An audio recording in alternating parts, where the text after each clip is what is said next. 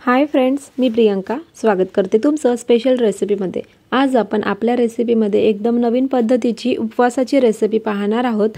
त्यासाठी तासाना तास साबुदाणा भिजवायची सुद्धा गरज नाही आणि बटाटे उकळायची सुद्धा आवश्यकता पडणार नाही। एकदम नवीन पद्धतीची रेसिपी आहे, एकदम युनिक रेसिपी आहे। आवडल्यास लाईक, शेअर, सबस्क्राइब करायला अजिबात विसरू नका। चला तर मग व्हिडिओला स्टार्ट करूया। त्यासाठी 3 मीडियम आकाराचे मी कच्चे बटाटे घेतले। त्यांना मीडियम आकाराच्या किसणीच्या सहाय्याने व्यवस्थित असं किसून घ्यायचं आहे। त्याची साल काढून झाल्यानंतर मी पाण्यामध्येच ठेवलेले होते बटाटे आणि किसल्यानंतर सुद्धा त्याचा किस पाण्यामध्येच ठेवायचा आहे, कारण बाहेर काढलं तर ते काळं पडू शकतो। त्यामुळे सर्व बटाटे मी अशाच पद्धतीने किसून घेणार आहे। सर्वात आधी तर पाहू शकता सर्व तयार झालेला किस सुद्धा मी पाण्यामध्येच ठेवलेला होता। आता हा 2 पाण्याने किस धुवून घ्यायचा। यामध्ये भरपूर प्रमाणामध्ये स्टार्च असतो, त्यामुळे याचं स्टार्च पूर्ण काढून घ्यायचं आहे। तर 2 पाण्याने वॉश करून घ्यायचं। वॉश करून झालं की मी याला चाळणीवरती काढून ठेवणार आहे, कारण किस भरपूर असा बारीक आहे, त्यामुळे पाण्यामध्ये जाऊ शकतो ते। तर याला पाण्यामध्येच ठेवलेलं होतं। आता यामध्ये दुसरं पाणी घालायचं आणि याला 2 पाण्याने छान असं वॉश करून घ्यायचं।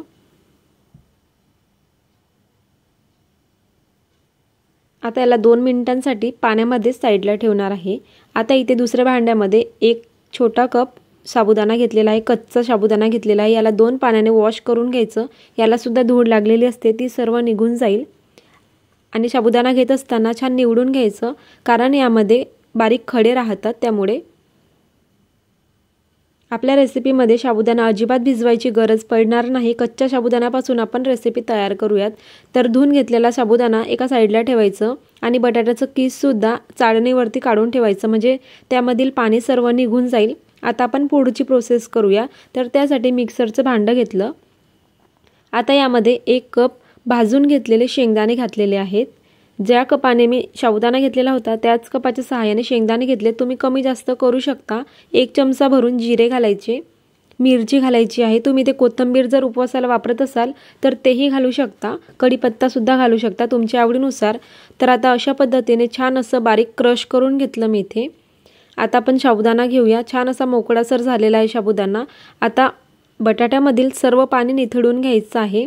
तुम्ही पिळून सुद्धा घेऊ शकता, यामध्ये अजिबात पाणी राहू द्यायचं नाही। आता हा बटाट्याचा किस जो आहे तो आपण साबुदाण्यामध्ये सर्व घालून घेऊया।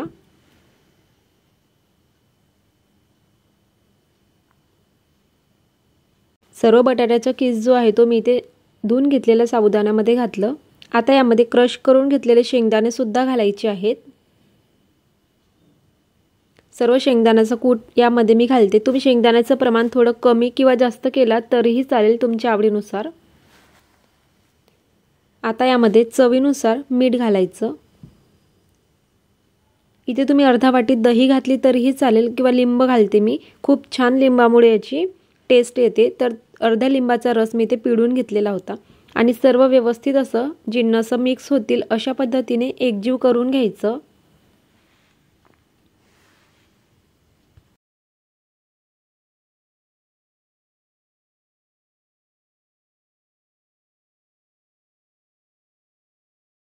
आता इथे थोडंसं पीठ खाऊन बघायचं आहे, म्हणजे टेस्ट करून बघायचं। मीठ जर लागेल तर यामध्ये घालता येतो। आता याला थोडीशी बाइंडिंग येण्यासाठी तुम्ही ते वरईचं पीठ किंवा शेंगदाण्याचं पीठ किंवा राजगिराचं पीठ सुद्धा तुम्ही ते वापरू शकता। मी ते 4 चमचे वरईचं पीठ घालणार आहे बाइंडिंग येण्यासाठी। अजिबात जास्त प्रमाणामध्ये वापरायचं नाही, थोडं जेवढं कमीत कमी वापरता येईल तेवढं कमी वापरायचं। तर इथे मी फक्त 4 चमचे पीठ वापरलेलं आहे आणि छान असं व्यवस्थित एकजीव करून घ्यायचं।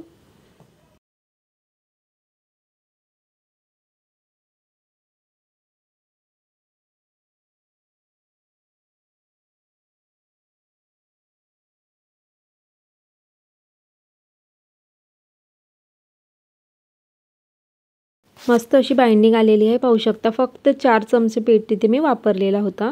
आता आपल्याला ही रेसिपी एका भांड्यामध्ये तयार करायची आहे। तर त्यासाठी त्या भांड्याला सर्व साइडनी तेलाने किंवा तुपाने ग्रीस करून घ्यायचं। सर्व साइडनी तेलाने ग्रीस केल्यामुळे भांड्याला चिकटत नाही, लगेच निघतंय। आणि सर्व बॅटर घेऊन यावरती थापून घ्यायचं आहे। जमेल तेवढं पातळ थापून घ्यायचं आहे, म्हणजे रेसिपी फ्राय केल्यानंतर छान अशी अंदरपर्यंत कुरकुरीत होईल। जमेल तेवढी पातळ थापून घ्यायची आहे यामध्ये। तुम्हाला वाटलं तर या रेसिपीचे गोळे तयार करून इडली स्टँडमध्ये सुद्धा वडे थापून घेऊ शकता। त्यामध्ये एका वेळेस 16 वडे तयार होऊ शकतात। तर पाहू शकता छान असं थापून घेतलं। आता त्याला आपण स्टीम करण्यासाठी घेऊया। तर एका मोठ्या भांड्यामध्ये पाणी घेतलं उकळण्यासाठी। आता यावरती स्टँड ठेवायचं आणि तो पात्र ठेवायचा, आपल्याला तो भांडं ठेवायचं आहे ज्यावरती आपण थापून घेतलेलं होतं आणि यावरती झाकण लावून 17 ते 18 मिनिटांसाठी याला स्टीम करून घ्यायचं, वाफवून घ्यायचं। तर 17 मिनिटे झालेली आहेत, उघडून बघूयात। पाहू शकता याचा कलर सुद्धा छान असा चेंज झालेला आहे आणि छान वडी शिजल्या गेलेली आहे। हाताला अजिबात चिकटत नाही, अंदरपर्यंत छान अशी शिजल्या गेलेली आहे। आता आपण थंड करण्यासाठी याला साईडला काढून ठेवूया। पूर्णपणे वडीला थंड होऊ द्यायचं आहे, नंतरच आपण याला डिमोल्ड करून घेऊया, नाहीतर भांड्याला चिकटून बसू शकते। तर पाहू शकता वडी छान अशी थंड झालेली आहे। आता याच्या अगोदर कळा सोडवून घ्यायच्या। तुम्ही ही रेसिपी एकदा तयार करून 9 दिवस खाऊ शकता, डब्यामध्ये साठवून ठेवू शकता। अशा पद्धतीची ही आपली रेसिपी आहे। नक्की व्हिडिओला लाईक, शेअर, सबस्क्राईब करायला अजिबात विसरू नका। एकदम युनिक रेसिपी दाखवलेली आहे मी इथे। आता याला आवश्यक त्या आकारामध्ये कट करून घेऊ शकता। जर तुमच्याकडे चौकोनी भांडं असेल तर त्यामध्ये तुम्ही स्टीम करून घेऊ शकता, एकदम चौकोनी वड्या तयार होतील।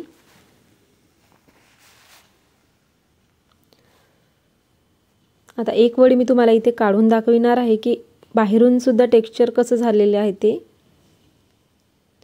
अजिबात भांड्याला काही चिकटलेलं नाही, छान अशी वडी निघालेली आहे। दुसरी वडी सुद्धा याच पद्धतीने मी काढून घेते।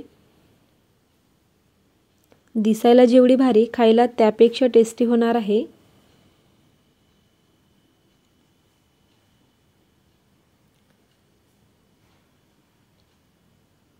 एकदम टेस्टी वड्या अशा पद्धतीने झटपट तयार होतात। एकदा बनवा आणि 9 दिवस खात राहा। या पद्धतीची आपली आजची रेसिपी आहे। तर सर्व वड्या मी काढून घेतलेल्या आहेत। तुम्ही यांना फ्राय न करता सुद्धा खायला दिलं तरीही लोक आवडीने खातील। आता आपण याला साठवून कसं ठेवायचं ते मी तुम्हाला दाखवते। एखादा डबा घ्यायचा आणि त्यामध्ये याला साठवून ठेवायचं आहे। डब्यामध्ये सर्व वड्या घालायच्या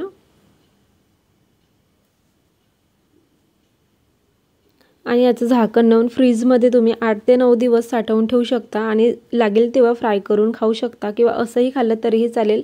परंतु आता आपण फ्राय करणार आहोत, तर त्यासाठी पॅनमध्ये तेल घेतलं। तेल छान असं गरम करून घ्यायचं। तेल व्यवस्थित गरम झालं की तेलामध्ये कढईमध्ये जमतील तेवढ्या वड्या सोडायच्या आहेत आणि एका साईडने छान असं फ्राय झालं की याची साईड चेंज करून दुसऱ्या साईडने गोल्डन कलर येईपर्यंत फ्राय करून घ्यायच्या।